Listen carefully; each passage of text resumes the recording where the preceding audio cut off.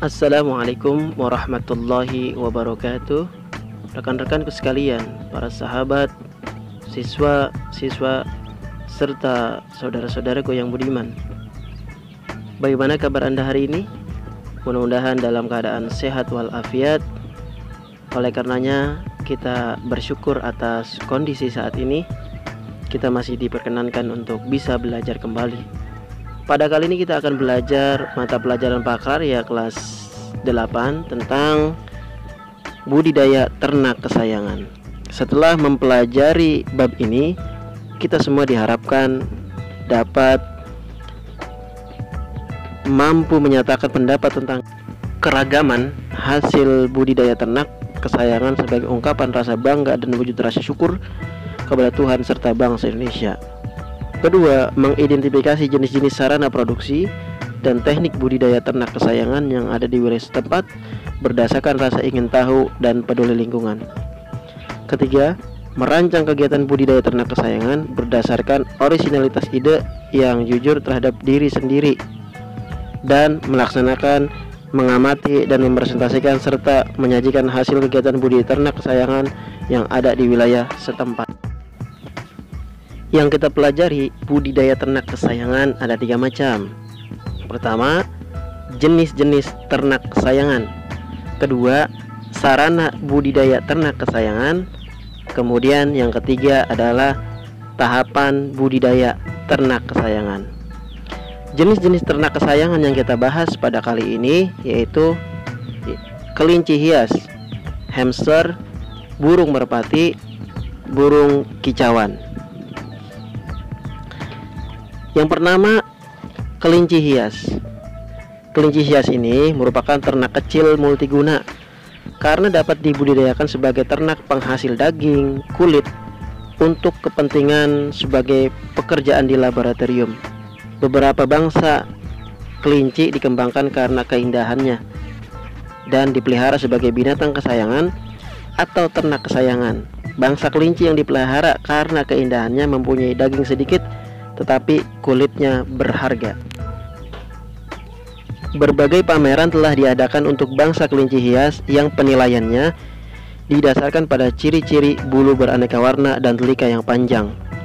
Angora dan Rex merupakan 2 jenis kelinci penghasil bulu berwarna putih dengan wool yang tumbuh panjang. Ada beberapa keuntungan jika memelihara kelinci, baik sebagai pedaging maupun ternak kesayangan. Kelinci mempunyai potensi biologis yang tinggi karena dapat dikawinkan kapan saja setelah dewasa. Waktu bunting pendek 30-32 hari. Beranak banyak. Dalam 1 tahun seekor induk kelinci dapat melahirkan 6-8 kali dengan jumlah anak per kelahiran 6-8 ekor. Jika akan digunakan sebagai hewan kesayangan, sebaiknya untuk pemula disarankan membeli kelinci berumur 2-4 bulan untuk memperkecil risiko kematian. Hewan yang kedua adalah hamster. Hamster merupakan hewan kecil yang masuk dalam ordo Rodentia atau disebut hewan pengerat.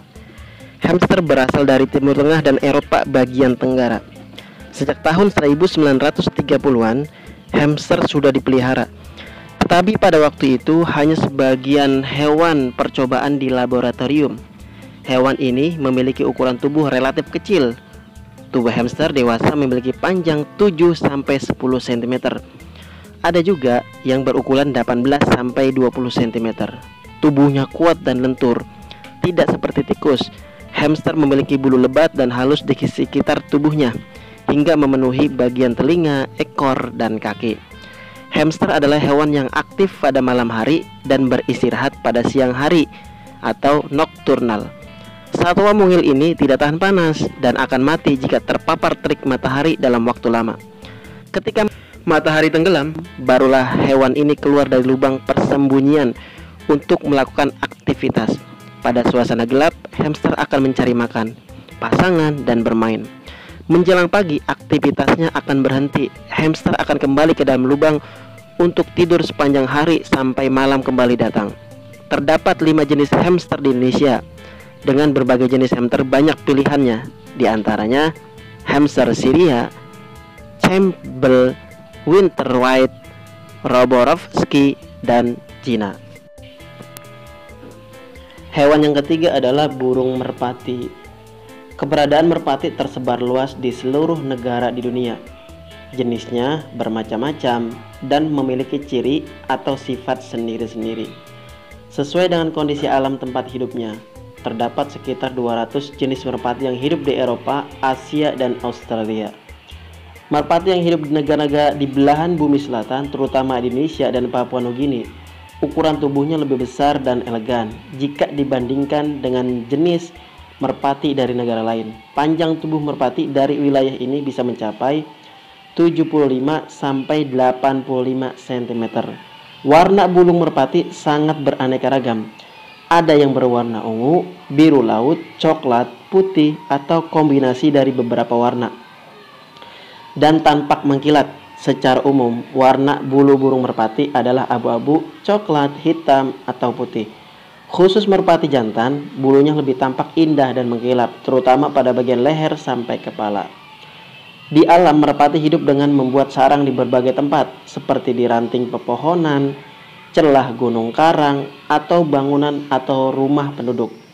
Pembuatan sarang dilakukan ketika memasuki masa perkawinan, yakni ketika merpati betina hendak bertelur dan mengerami telurnya. Proses pengeraman dilakukan bergantian antara merpati jantan dan betina. Merpati dapat digolongkan menjadi 4 jenis, yaitu merpati hias, pos, balap, dan pedaging yang memiliki karakteristik yang berbeda. Hewan yang keempat adalah burung kicauan. Beberapa jenis burung kicauan yang banyak dipelihara masyarakat Indonesia antara lain murai batu atau medan, lovebird, kenari, cucak hijau, kacer, poksai, anis, dan jalak. Pada habitat aslinya, burung pengicau jantan biasanya hidup berkelompok terdiri atas 2-10 ekor.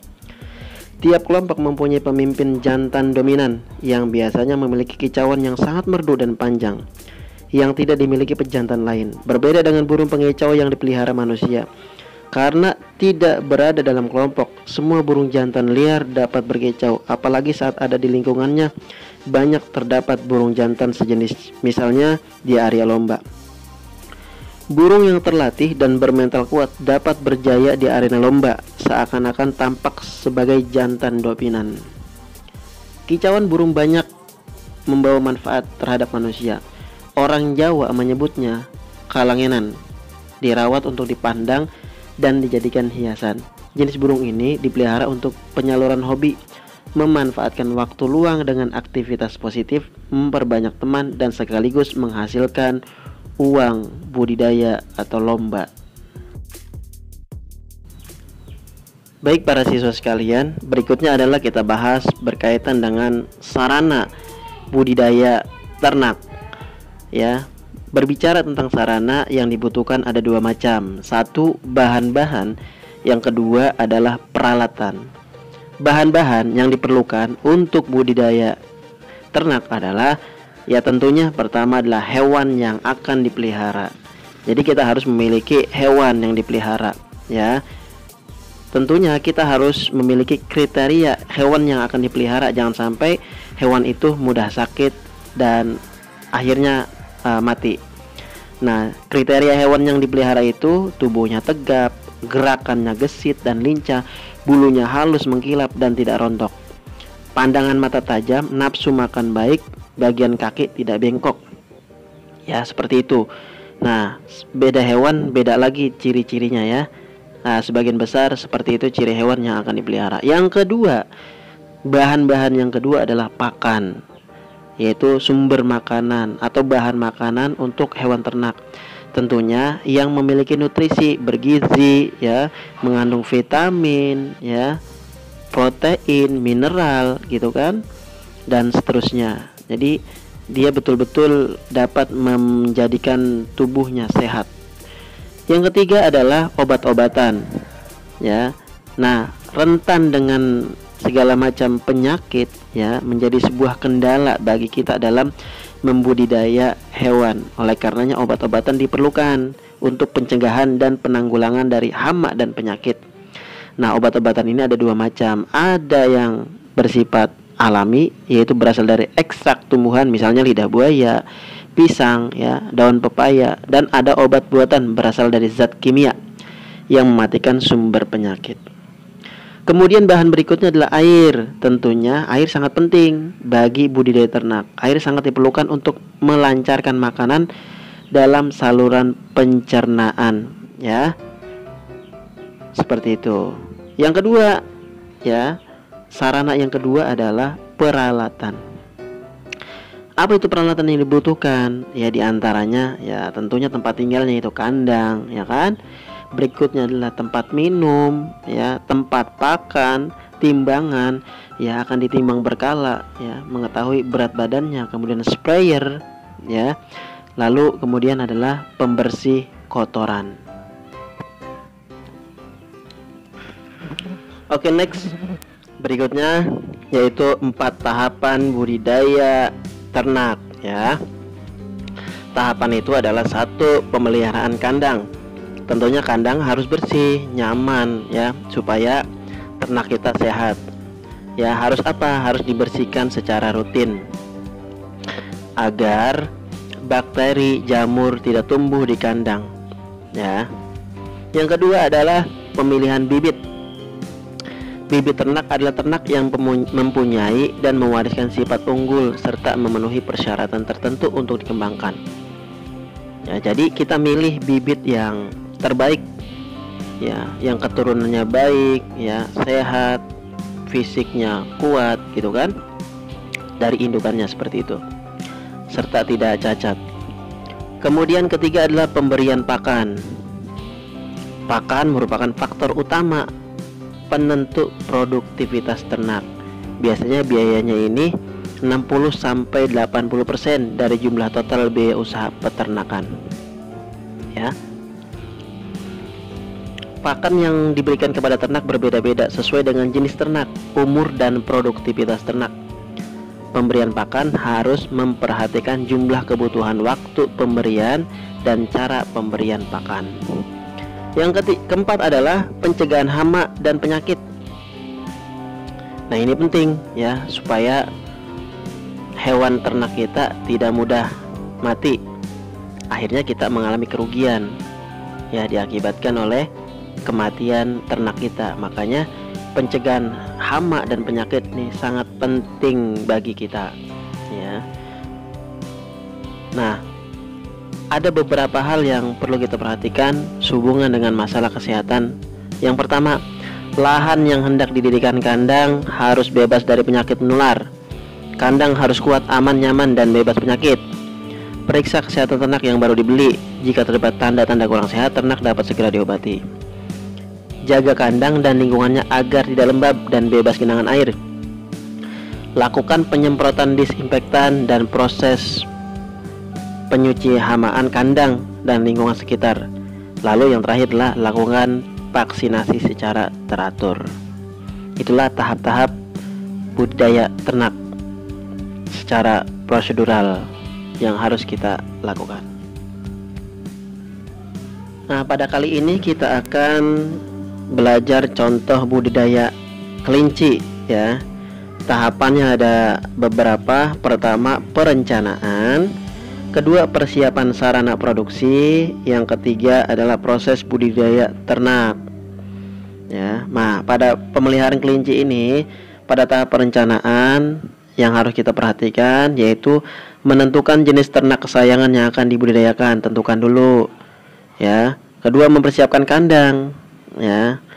Kemudian menentukan jadwal kegiatan budidaya, menyiapkan kebutuhan sarana, alat, dan bahan, lalu menentukan tugas individu, tugas kita, ya. Tahap kedua adalah persiapan sarana produksi, ya. Tentunya kalau berbicara sarana kan ada dua yang kita pelajari tadi, bahan dan alat. Bahannya: 1, kelinci umur 35-60 hari. 2, pakan hijauan dan konsentrat. Kemudian ketiga, obat-obatan. Yang keempat, vitamin dan probiotik. Lalu alat yang perlu kita persiapkan: timbangan, tempat makan dan minum, pembersih kotoran. Yang ketiga tahapnya adalah proses budidaya ternak kelinci. Nah, kelinci memiliki kemampuan adaptasi yang baik, bersifat sosial, dan sangat senang jika mendapatkan banyak perhatian dari pemiliknya. Rata-rata kelinci dapat hidup 5-10 tahun, tetapi dengan tata cara pemeliharaan yang baik, kelinci dapat hidup sampai 15 tahun. Tahapannya adalah sebagai berikut nih. 1. Siapkan kandang sesuai dengan jenis kelinci yang akan dipelihara.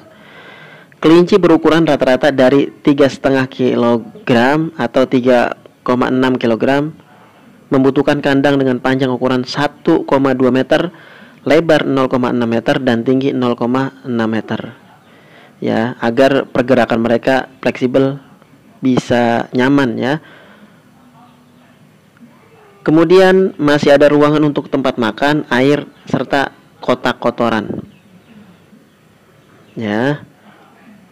Kemudian tahapan yang kedua adalah berikan pakan 2 kali sehari, yaitu pagi hari ya misalnya pukul 8.30 dan sore pukul 13.30. Air minum diberikan setiap hari dalam jumlah tidak terbatas dan diganti setiap pagi dengan membersihkan dahulu sisa-sisa air minum sebelumnya.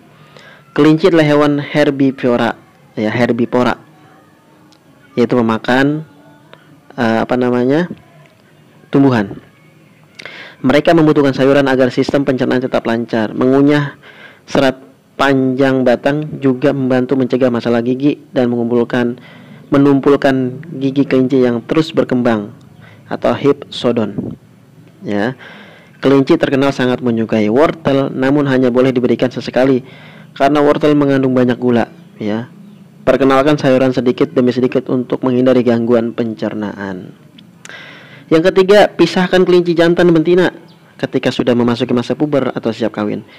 Masukkan ke dalam kandang satu persatu. Umur betina siap kawin 5-6 bulan dan umur jantan siap kawin 6-7 bulan.